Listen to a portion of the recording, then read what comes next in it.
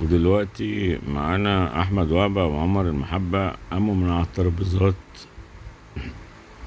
يسلموا على بعض الضيوف، مش كل الضيوف.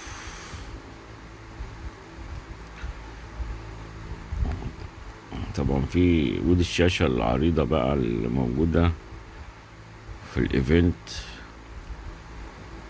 طبعا هتقولوا لي ده خضر ده يا جماعة، طبعا ممثل تقريبا اللي هو بيسلم على عمر المحبة ده. صح، هو خضر طبعا. والحراسة محوطاه من كل حتة، الحراسة اللي لابسين اسود، جواكت سودة، طقم اسود.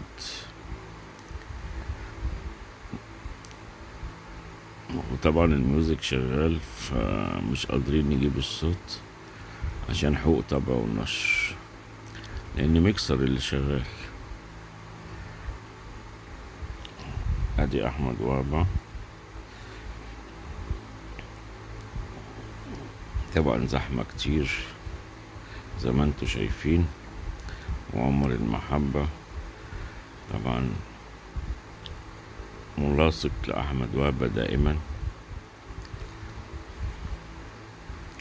طبعا هم مركزين على عمر المحبة أكتر، لأن دي كاميرا كريم، تليفون كريم.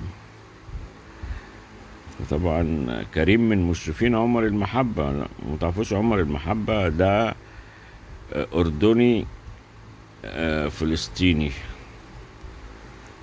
الأصل. طبعا في مفاجآت هتحصل هجيبها لكم.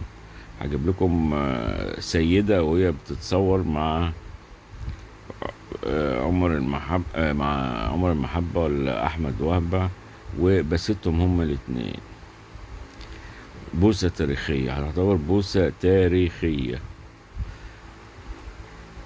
الوحيدة اللي بستهم.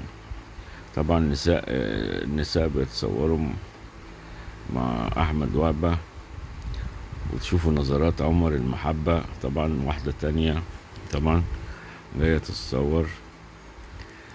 طب خليها تتصور مع عمر المحبة برضو يا أحمد ويا وهبة.